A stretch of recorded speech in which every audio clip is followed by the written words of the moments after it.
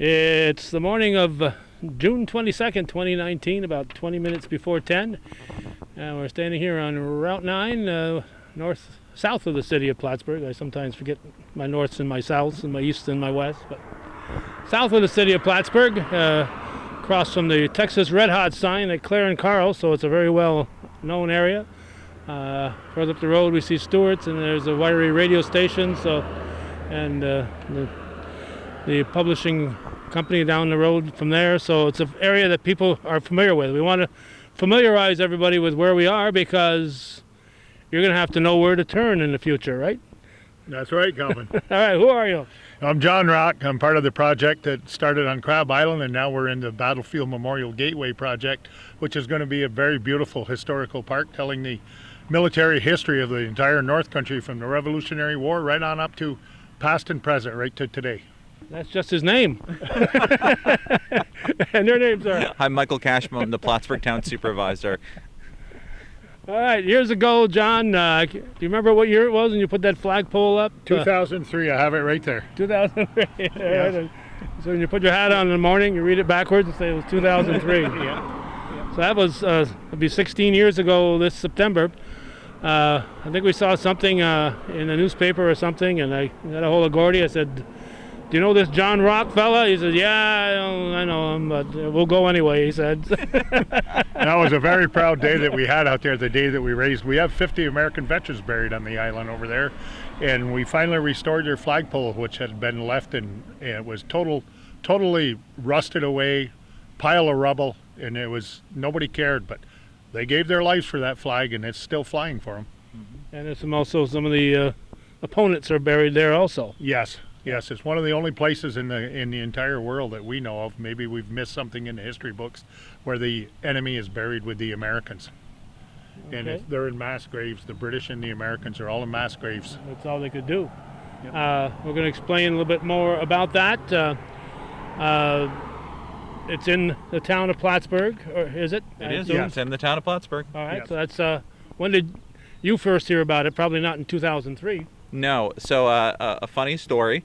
I just got elected or taken office on about January 1st, and I have this knock on my door, and it's 12:01. Yeah, pretty much, and it's John Rock, and he goes, "I have this great thing I want to talk to you about." So we had a great meeting. We did. And he shared the whole story of the Crab Island flagpole restoration, and then he talked about how there was always these great plans for a park on the shoreline, and the town of Plattsburgh owns a piece of property which we're developing the Gateway project.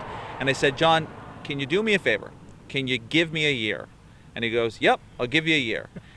A year from that date, he came knocking at my door, and we sat down and we rolled up our sleeves and we started to pull out the old plans and really start to evaluate to make it a reality. And now we stand here today, not just talking about the project anymore, we're actually moving it forward, and there's some really exciting things behind it. Yeah. All right, so this is the Battlefield Memorial Gateway. We'll get into that, but I think we need to, sometimes we start these things and we think everybody knows about the Battle of Plattsburgh, everybody knows about Crab Island, but certainly that's not the case, and this is one of the reasons why you're promoting this here. If you look at the history of our area here, up at Point of Fair in Champlain, a little bit south of Rouse's Point, there's a monument that dates back to 1760 with Rogers Rangers in the French and Indian War. A lot of battles have been fought along the shores of Lake Champlain, and we're here to talk about an 1814 battle, and of course just down the road a piece there was a 1776 battle that is very prominent too, but we're here predominantly to talk about the Battle of Plattsburgh. Well, and also every conflict that the country has been involved in. The North Country has a rich military history, and we've sent veterans every time the country is called for any conflict that we've been involved in since 1776 and the French and Indian War, which you can see right here on our plans. And that's part of incorporating the name of it. This actually was the gateway to the birth of the country, which we're coming up upon on our 250th anniversary. And I think it's also really interesting in our logo. While a lot of emphasis is being put on the Battle of Plattsburgh, because I think that our region has done a lot to promote that, it's well beyond that. In fact, this really falls within what we call the triangle of history, and our logo captures that. It captures Valcour Island, which actually the tip of it is in the town of Plattsburgh as well. Crab Island is part of the town of Plattsburgh within our meets and bounds of our township, and then this space here. So the triangle of history goes from the American Revolution to the Battle of Plattsburgh to present day, and it allows us to continue to tell the American story well into the future, because we want this to be a multi-generational space.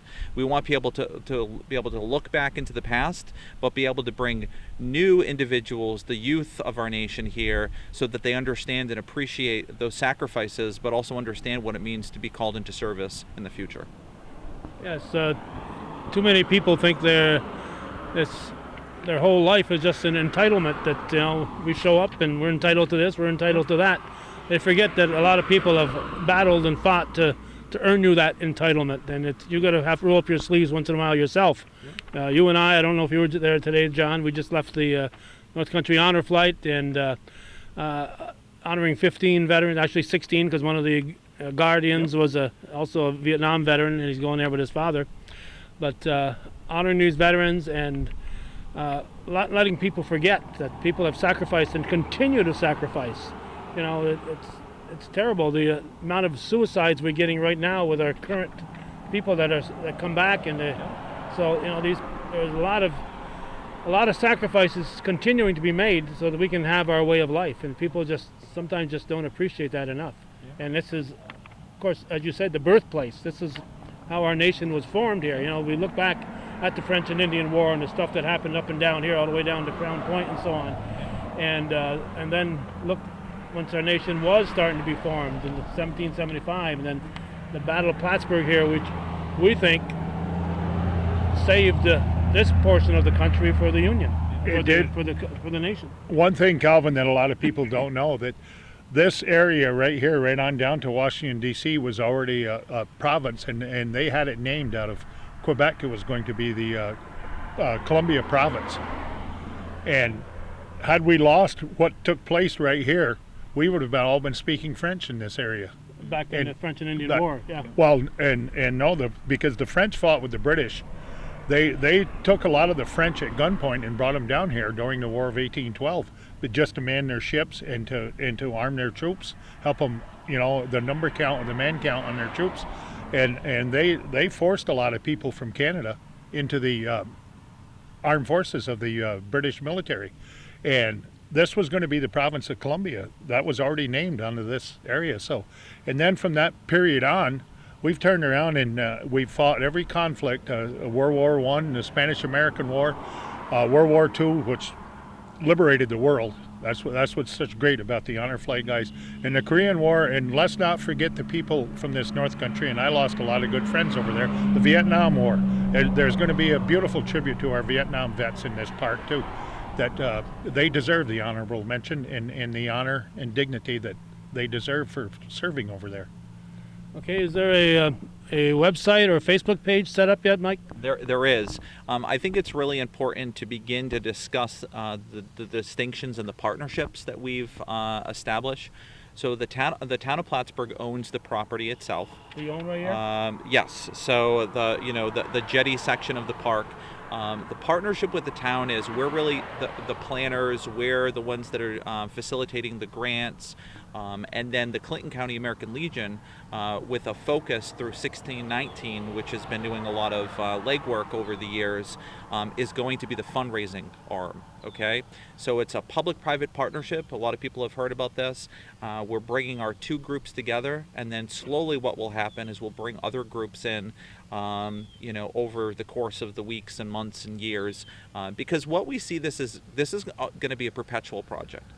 We want to have it finished by the 250th anniversary of our great nation. Which is just 7 years from now. Right, but we also know that this is something that will have opportunities to facilitate new features and continue the American story. So yes, there is a website right here, the battlefieldmemorialgateway.org. There's also a social media presence, And what I'm really excited to announce is SUNY Plattsburgh, a public relations course, will be working with us in the fall. So a bunch of students, and they've worked with Honor Flight and other groups in the past, will help us continue to bring the message out to the community. John actually hosted one of the first fundraisers. It was dinner with the Commodore. We had a nice spaghetti dinner. We raised some good funds there. $1,500. Yeah. But one of the most significant contributions financially so far to date has been through Assemblyman Billy Jones, who secured $250,000 for our first phase. That's not bad, is it? It's not, and we will continue to leverage that to go after other grants and after other funding. There is a local bank. With the announcements not coming out yet, but I will tell you that we have secured some more funds, and we're leveraging each one of those as we continue to move forward, and people are just pining at the opportunity to get involved. And if people want to get involved, there's a place on that website to contact you. Is an email address? Absolutely. There's an email. There's basically a PayPal opportunity. People can take out their credit cards and get right involved. So if you're watching at home, I think John would agree, right? Go right on the website and make a donation today. But there will also be a lot of other functions that will be occurring for people to participate. The big thing that we want to remind people is, as we move forward, it won't be just about dollars that will allow for us to change this, space. It will be sweat equity. We want people to come, and we're doing a work day today, actually. And we want people that have services, if you can print up banners and flyers and things. So soft donations, in-kind donations will allow us to get there as well. Yeah. This is going to be a community project, Calvin, and that's one thing that we want to let people know, that this is going to be built by the community. This is for the community and our veterans. And like I've said before, there's not a family that you talk to in the North Country, there's very few of them that have not had a veteran at some point in time fight in one of the conflicts. And also the educational part of this, we're going to have facilities into this gateway. Okay, I'm going to ask Mike to come over this side so Judy can.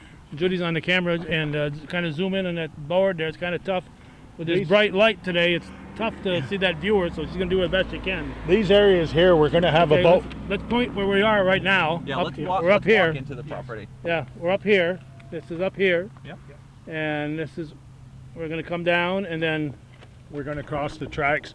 But this area is going to be an overviewing area that we can bring classrooms in here and overlook the battle area on the lake, and also have electronic displays out there that they can push and get, a basic view of what's taking place right here, right in front of their eyes. And then we're going to facilitate the jetties for a boat tours to and from Crab Island. Okay, I got to ask, where are people going to park? They're going to park up in this area up where in we here. are right now. Yes, up in this area, and you'll be shuttled down in. And it's going to, when it's all said and done, because of the railroad tracks, yes, and we're going to shuttle people to and from that, so we can have heavy traffic in that area. That's one of the first things that when I think John showed us this maybe 4 or 5 years ago, and I think we left on one of your boats to go over to Crab Island that day. I was concerned about crossing that railroad track, and I was thinking about that all the time since you guys have started this. And you can see there's parking going to be built up in this area here, just beyond us down in here, Calvin. One of the things to understand about this space is it's really going to be there'll be opportunities for multimodal, in the sense that people will be able to walk over here. Maybe you're enjoying a Michigan from one of the fine eateries locally, that they can walk over here. Most people don't realize, but we're on the Empire State Trail, where a lot of people are biking and walking. It will also tie into the Terry Gordon bike path as well, which runs through the base. Yep. While our section will not be called the Terry Gordon bike path, it will tie into that network system. We'll also have some parking. The other part to it is, because of the water access, that provides some unique opportunities as well. So really, overall, the ebb and flow should work pretty naturally. And the idea is to explore this as part of a larger network in the region. And as a gateway, a lot of people think, well, how many monuments are you going to have? How many things are going to talk about every facet of the history? The reason that we came up with the gateway is this open access, this encouragement to look into the history of our into the story that's being told here. So this is a departure point, not only by water, not only by bike and walking and stuff like that, but this kind of incubates a lot of what's going on. Okay. In the center area up around this number 4, also we're going to have a amphitheater, so that we will be able to do electronic displays and show, PowerPoint presentations and everything else. And it's going to be an open air, so it will be a truly valuable educational system, that we're going to be putting in here. Yeah, the only problem we have is when it gets to the Battle of Valcour, it's so darn cold in the middle of October. Yes. It was an October 11th battle, and it's We imagine really this space being, a 3-season location, honestly. And the nice part about it is the stewards of this property are going to be the Legionnaires. They've already stepped up. And there's many of them throughout the Clinton County American Legion group, along with all the other veteran groups that we will eventually find opportunities to bring in. But the Daughters of the American Revolution have already reached out to us, as well as the Sons of the American Revolution. The War of 1812 Society has reached out to us. So we continue to find opportunities to find the touch points for them. A couple of the other little features that we want to bring here, again, because what we're doing is we're expressing a multi-generational space. It is not just, we don't want people just to come in here and for it to be solemn. We want to engage people. So there will be a storybook trail. We have one of those in Cadyville right now, but it will be through the eyes of history. Maybe Plucky the Rooster will be the one that's telling the story for kids. We will eventually have some type of monument for our Vietnam veterans.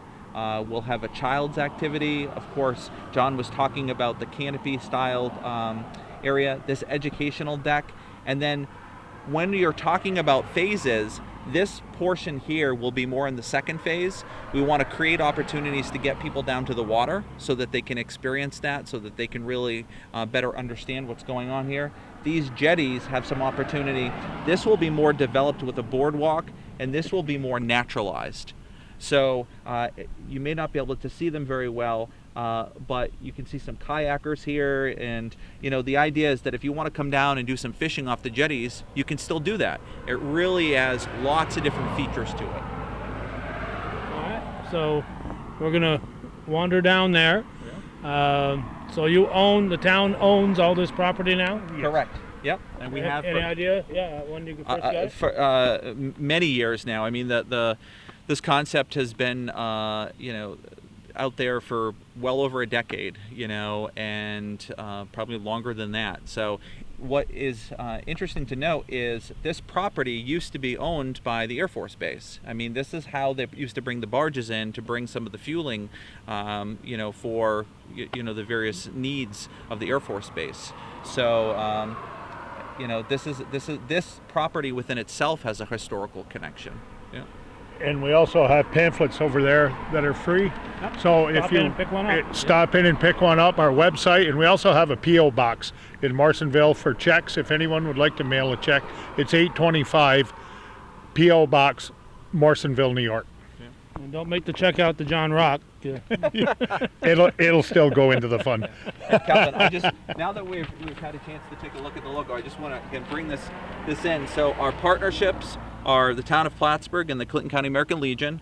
Those are the two presenting groups. And then as you'll see with the Triangle of History, basically the American Revolution, the Battle of Plattsburgh, and we wanted to make sure that we always have a focus on past and present. So those two things converge together, and that's what the jetty property really represents.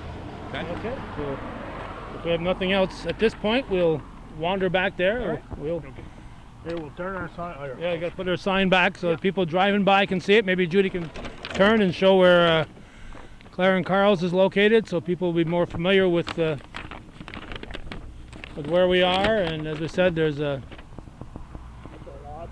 various businesses in this area. There's a parking lot right here, right now. So it's just, I'd say less than a mile from the airbase property, former airbase property. Yes. Thereabouts. Yep. Okay, let's head on. We'll let the record show that while the rest of us are walking, and John Rock is in this tractor here making making a path, I think. So we walked back a ways, and now your property's kind of narrow up at that end, and now it kind of stretches out, and this is where some of this stuff will start happening, is through area. Correct. So you'll see that there's a little kind of pathway already to some of our back property. This property is getting to the point where eventually kind of the bike path will wrap around some of our storybook trails, and then we go down to the track line. Once we pass over the track, there's another kind of segment of our property. So over to our right is not owned by you, it's owned by a company? Right, yep. And what's important about the first phase that we're working on is it's about increasing safe access to the water. So the road is going to be one of the first things that we need to do, okay? Because as you imagine, when you're doing construction and various things, you need to be able to provide good access. So that's one of the first, and we're also going to do what's called the gateway treatment. So we're going to be working on our signage, we're going to be working on our tree lines. There's a lot of popple and brush stuff here that we don't want. So what we're doing right now is focused in on taking out the things that we don't need, clear it up. We've been working on doing our surveying, and then be able to move forward.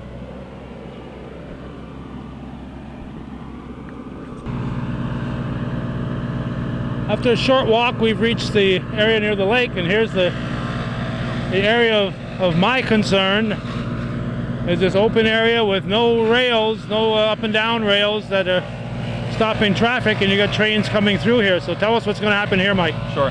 So as we remind folks, there's lots of communities that have, trains that cut through them. Eventually what we'll be doing is working with the railroad to do an improvement. And that's why I said earlier, one of the main focuses that we want to work on is good access.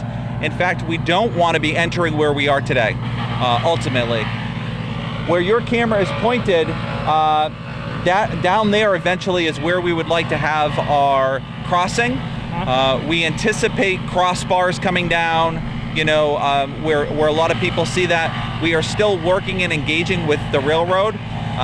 We're still in the early phases, but this project has really grown a lot of legs and support, including, Congresswoman Stefanik, our assemblyman. I mean, the list could go on and on. So we're building and having those conversations with multiple people to make sure that ultimately, when this is complete, it will be safe, it will be useful, and it meets all the standards that we need to.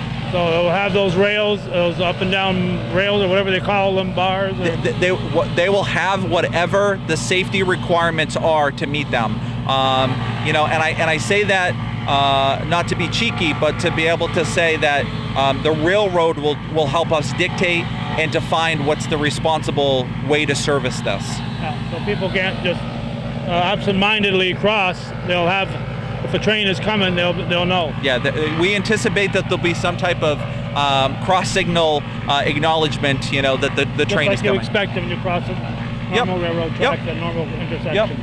Yep. Okay, so we're going to look both ways, make sure there are no trains coming, and head down toward the lake. Yep. Okay, we have crossed the track, and this is all volunteer help here. It is. We've been really fortunate again about that partnership with the Clinton County American Legion Group. What they're offering to do is, in the public-private partnership, they're coming and they're helping clear out. And there's our train. Good thing we crossed when we did. Yep. So the Legionnaires are here helping us do some of the grub work right now. And the focus really is to be able to open up this space so people can see the beautiful vista of the Triangle of History. So as far as the volunteer help, there's room for more agencies, more groups, more individuals to get involved with that, right? There is, and what we will be doing is building it up over stages where we'll be inviting different groups in, from Boy Scouts to Girl Scouts, various other veteran groups as well, to participate in this process. You know, the way that John Rock really described it is he's waited about 17 years to see something like this develop. So, you know, we're doing it a little bit faster than the typical glacial speed of government, but we're being very methodical in doing this because we want it done right. And we're bringing in those partners. And as you can see, you know, we don't have hundreds of people here today, but we don't need hundreds of people today. And we're going to bring those people in. If you're an electrician or you're a carpenter, we'll find an opportunity to get you involved in the network of volunteering overall. Yes, the area started to get excited about the Battle of Plattsburgh again right about the time that Gordy started working with me. And so in 1997 we did a little bit, and then we did a lot more in 98. Yep. As we look forward at that time to 16, 17 years down the road to the 2014. Yep. Seemed like a long time. Yep. But here we're looking at half that time. Yep. Only 7 years now between now and 2026, which is the 250th anniversary of the founding of our nation. Yeah. Well, I think what is really remarkable about this is because we had some of the historical plans, we could build on that. Never before had we received funding, though. So the funding from Assemblyman Jones really becomes our ability to launch this project. We now have a memorandum of understanding with the Clinton County American Legion, and they've become our fundraising arm. They're already fundraising. They're actively doing that. We have a website launched. We have social media. And as you can see, there's boots on the ground today doing some of the work to move this project forward. This isn't just something that we're talking about anymore. This is happening. That's right. They're not here because of the camera. The camera's here because they're here working today. That's why we chose today to be here. Exactly. Yep, absolutely. And this goes on, I imagine, more than just once in a while, John. Well, one thing about it too, Calvin, is that I'd like the North Country to understand that we are finally going to have something to recognize all of our veterans who have served, which is a very important piece of the North Country history, and a very proud North Country, as most of the people here are who have served. Yeah, so I'm fighting an ongoing battle up in the northern tier with the Dewey Tavern and the history around that. I try to point out to people that as far as the land battle goes, it started and ended there, because that's where they invaded on August 28th, and the British were there till September 25th, nursing their wounded and burying their dead. So we've got a whole area up here that we ought to promote and appreciate the history. Well, and another thing too, Calvin, is we've got a lot of vets too. I mean, there's tons of World War II vets. We've got veterans in around the North Country who are in the 101st Airborne Division, who is, I mean, and we all know the history of that, you know, into Belgium and Normandy and all over the European theater. I mean, and in the Pacific theater too. You know, we've got a lot of vets here that I'm very good friends with that were in that Pacific theater with the Battle of Iwo Jima and all the landings on the islands in the Philippines and everything else. So this is going to be a very honorable and memorable part in sites in here that are going to pay tribute and honor to those who deserve it. Okay, we're going to relocate. We're not going to go very far. We're just going to take a few steps down this little hill here and get closer to the lake. Right about where old Captain, in fact, that is the area where old Captain found the anchor. Oh, Captain Frank Paps? Yes. Yeah, and his crew. That was, pulling up that anchor was one of the, you know, Yeah. I don't know what was more fun, watching you guys put up the pole or pulling up that anchor from the Confiance. Yeah, we're talking again here about the history of talking specifically here about the Battle of Plattsburgh, September 11th, 1814. And it took place here. That's Cumberland Head off on the horizon there, and then the city of Plattsburgh here. You see the city beach and so on in that direction. And most of us are probably more familiar with looking at it from down by the Kent Delord House area. But this is another view of it. And it's where that battle took place that people in our area insist save the war, put an end to the war. At the same time period, the Star Spangled Banner song was being written, actually a poem at the time. And Washington was attacked, and I think the White House was burned and stuff like that. But stopping the British here was a big, important factor. And that happened right here in this area here. And of course, with a battle like that, a fierce battle, people were dying and people were getting injured, and many of them were brought, of course, over to Crab Island. Yes, that's where the Army surgeon, Dr. James Mann, was stationed over there because of the plague. There were 974 or 5 people, whatever the count was. There was over 970 people on the island at the start of the battle, which they were evacuated prior to the battle and brought to Burlington. In the Burlington area, Winooski area, we don't know for sure, but that's about as all the records indicate that they were over on the island quarantined for the plague. That's why there were facilities set up over there with a surgeon and everything else to accommodate the casualties as well as the wounded off of the ships. And they ended up, as we mentioned earlier, bringing people from both sides. The British were brought there also. Yes, we've got 50 American vets that are buried right here onto this island, and that's what ties into this park. And the importance of it is we're going to have boat launch tours out of here, so you'll be able to visit and pay respect and honor to our fallen over there on the island. We've restored the flagpole and the plaques and some other historical places over there. We've got marked where the Finch ran aground off the north end of the island over here, and this was one of the only field hospitals that we know that have taken fire and returned fire back into battle. Looks like the grass is mowed over there. Who takes care of that? Roger Harwood. Roger goes over with his boat and his mower, and Roger does a great, fantastic job over there. And we go over and help him now and then. But we will be doing a ceremony out there, laying the wreath for our vets on September 11th. We lay it on the 11th, even though the Battle of Plattsburgh is celebrated the weekend before. We lay it on the 11th. Yeah, but the actual date is the 11th. The date that our veterans over there gave their lives. Yeah, I may have misspoke earlier. The more I think about it, the Battle of Valcour was October 14th, not the 11th, and that was, of course, 1776. I remember those early days with going over there, and the Line Mountain Legion was very much involved, and Pickles Tulaski, Pickles and all the boys. And we've got one of Jimmy Stewart up here was one of the honor guard that was on that group, and he's one of the few that are left out of that group. He's here working today. And he's here working today.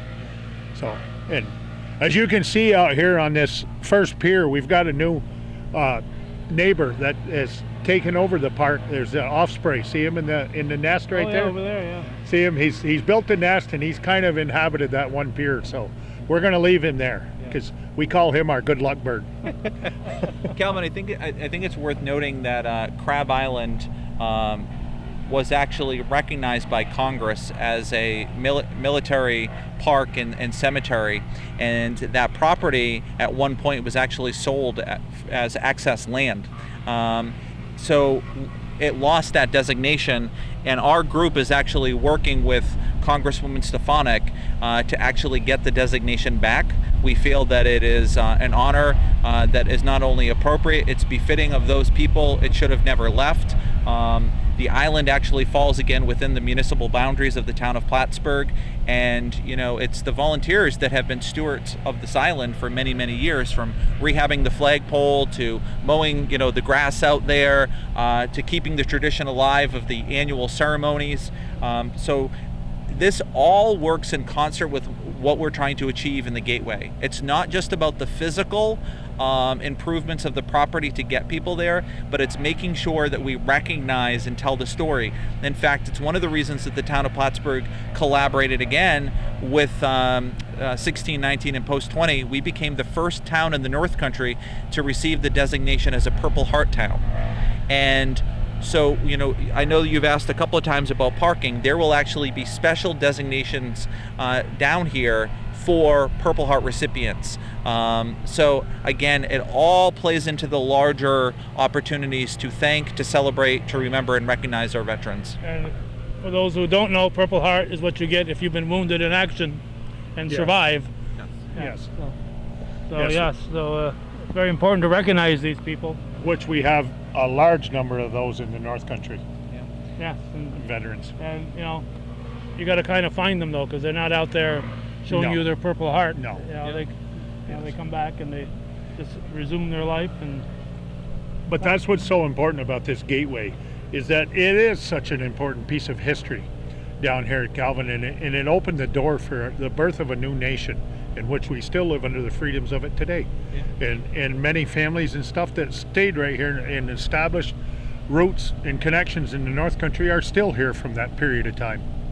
And you can obviously see, the straight ahead is Crab Island, but just south of it, you can see the tip of Valcour, again, stretching into that triangle that we keep talking about. There's just some great opportunity. We have some limited access right now to Valcour Island like we do with Crab. So eventually what we hope is that we can get more people out to Valcour Island as well. Okay, who owns Crab Island? Is it the town of Plattsburgh? Or? So the northern tip of Valcour Valcour Island is the town of Plattsburgh. Owned. The southern section within it is the town of Peru, and then Crab Island. But both of the islands are referred to as state ownership. Okay, but they're within our municipal boundaries. Okay, so there's the state yes.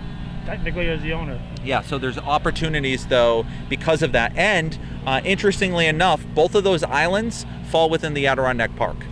Okay. So That opens up new restrictions. new restrictions, but again, we're having conversations and we're doing this, to provide opportunities. There are going to be some folks that may never have the interest to go over to the island for whatever reason, or the ability to, but they can come and stand on these beautiful jetties that will eventually be built out. The one that we're on here, this is where that boardwalk will continue. Boardwalk continuing out. The other one will continue to stay fairly naturalized. So we'll put some ones and dust down, maybe a railing out there. And then at the very tip there where you see the American flag on the end of that jetty, what we imagine doing is putting a kinetic energy piece of artwork that will provide some low electrical currents that we can run some electricity to this side of the jetties. Okay. Yeah, because And also, Calvin, if you look right down here where those boats are docked out here, right to the right of that tall tree, that's the site of the French and Indian War. That's right in front of Cliff Haven. So actually you can walk out here and you can see the birth of the country, the French and Indian War, and way down on the southern tip you can see Valcour, and then you can look across to Crab Island. So you can stand here and overlook three major battlefields, and it wasn't a major conflict that happened in the French and Indian War, but it was a naval battle. Did take a small engagement. It did take place there. So you can actually overlook three places for the birth of the country right here off in these jetties. Well, we should explain too about the Battle of Valcour, 1776. A fellow named Benedict Arnold was commanding our troop, our naval forces, and they stopped the British. And the British were turned around. They took enough losses that they were turned around. He was able to escape in the middle of the night and head south. And then re-engage the British at the Battle of Saratoga. So he was not only was he a hero, a lot of people have got him marked a traitor, but he was a very heroic commander, and it was unfortunate what his decisions he made later on, but that's history and that's life, you know. So that was a strategic part that stopped. If the British had been able to get through there in 1776, it might have had a different outcome. We would have had no War of 1812 here. Calvin, because they would have owned it. And as you go further down on the jetties, what you're able to do is you're actually able to look further down Lake Champlain, and up on the bluff you'll actually see Clinton Community College too. They're one of our partners. When we first made our initial announcement, we did it there because we wanted people to understand that what we're trying to capture is not just a parcel of land. What we're trying to capture is the stories that are taking place on Lake Champlain and how that they interconnect with things. What we're hoping someday is that Clinton Community College will work with us to do a docent program or to provide opportunities where students can take some summer courses, some institutes and things like that. They also have some beautiful display panels up on the bluff already. What we're hoping is to add an additional panel that will encourage them to come down to the gateway and to experience some of that history rather than just stand, on the top and kind of see it. Well, if my memory serves me from 5 years ago, John, that location there is where the Crab Island ceremony took place back in 2014. At Clinton Community, Right. yes, because of the foul weather that we had that day and high waves for the 200th anniversary. We were very fortunate to be friends with Clinton Community College, and we did move our 200th anniversary of the War of 1812 up to Clinton Community. Yeah, Yes. for the Crab Island portion of that. Yes. Now we got to talk about paying for all this, and I know we got a construction project going on with the Champlain Fire Department, and because it's prevailing wages, the price tag is a little higher than it might be if other people were doing it. But tell us about how the funding is going to work here, volunteer-wise, and so on. Sure. So we're going to leverage a bunch of different opportunities. Certain grants that we receive through New York State, for instance, will require prevailing wage. But there will also be the opportunity in our public-private partnership leveraging the volunteers of not only the American Legionnaire members, but their kids, their spouses, some of the other volunteer groups will be able to use those. And actually, we're tracking our volunteer hours now.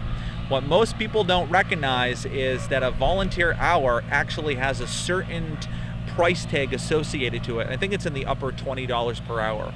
Okay, so we're leveraging all those resources together. We're also going to provide opportunities for donations where some of the things may be made off-site, so that changes kind of some of the dynamics. And overall, we're anticipating that the overall project will be about $3 million. Okay, and while that may seem like a lot of money, it is, but in the reality, some of that price tag, though, will be greatly reduced because of the sweat equity, the donations, both soft and hard, made by individuals in our community, though. So it's not necessarily this type of $3 million, it's the $3 million of value added. Equity. Yeah. And it's like I said earlier too, Calvin, this is a community project. This is for all of our community vets. And we'll appreciate, and we don't care if somebody even wants to donate $1. Oh yeah. It's appreciated very much, and for what the honor and tribute to our vets deserve this, and this is going to be a fabulous and a tremendous site under this grounds down here that we will have in the future.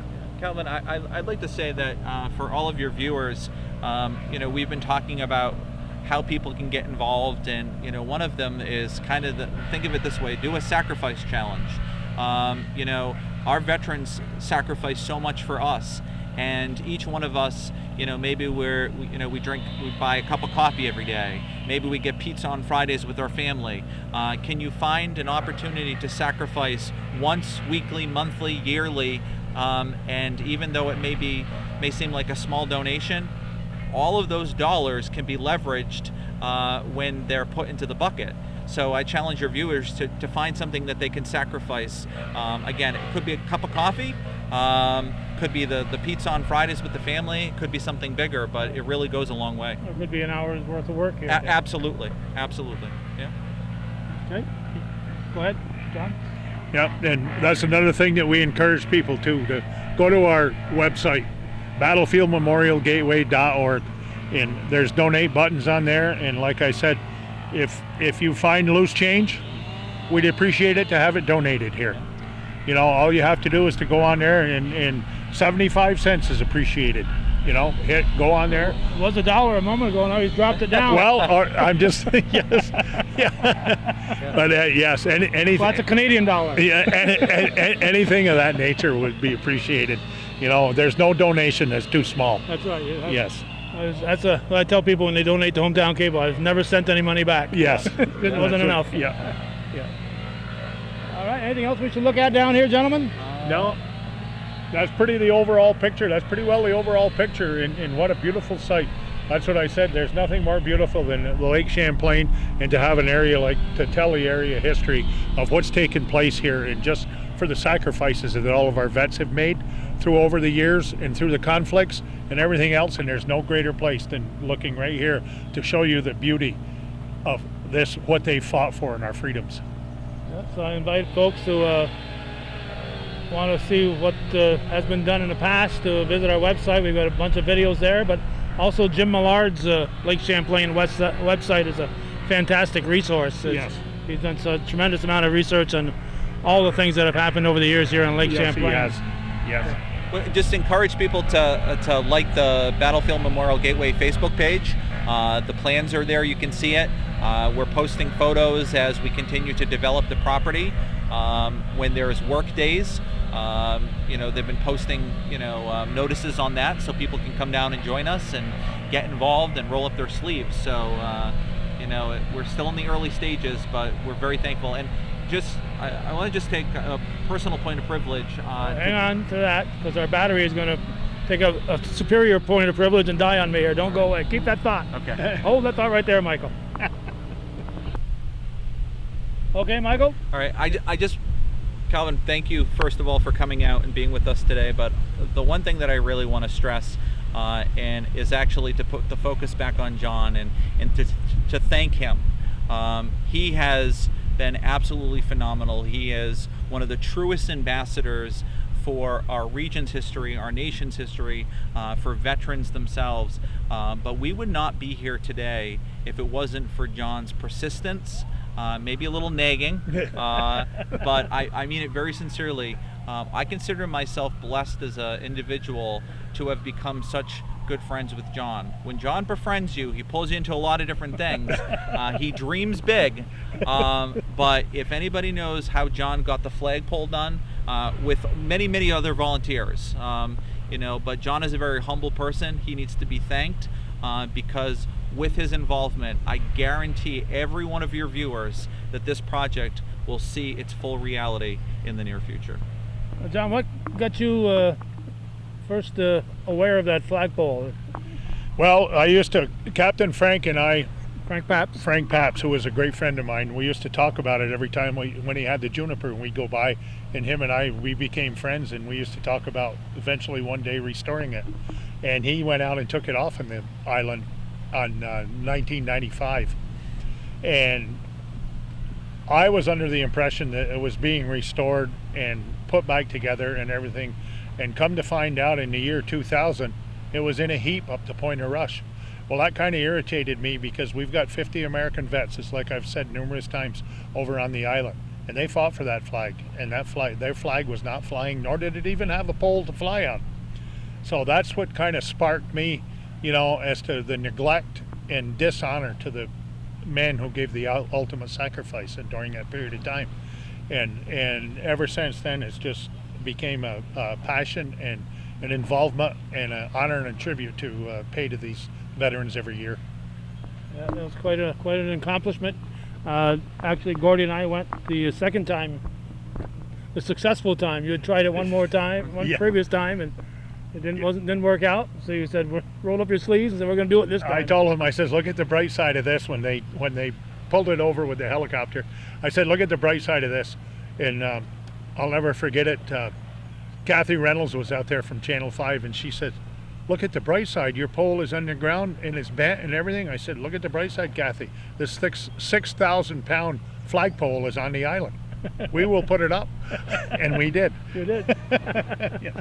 I want to thank you, Calvin, for everything that you've done, you and Gordy, over the years to make the people aware of what's been going on, too, on the island, in the honor and tribute that is deserved and the recognition that is going to be into this park and for honor that's going out to everyone in the North Country. Thank you very much.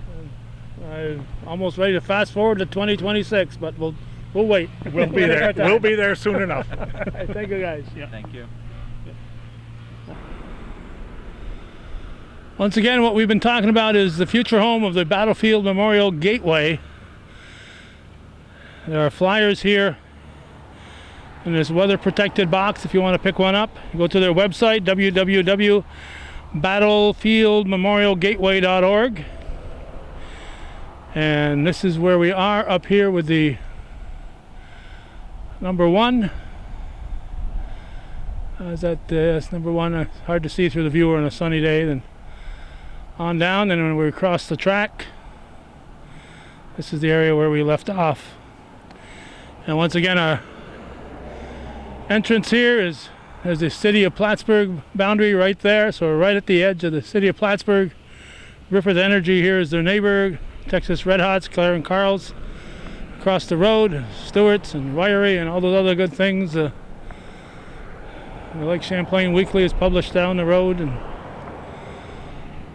so we want to thank John Rock and Michael Cashman for making themselves available today so we could wrap this up. I want to thank Judy for being here, running the camera through most of it. And thank you for watching and supporting viewer-supported local television, Hometown Cable. TV we think is worthy of your support. Again, thank you for watching.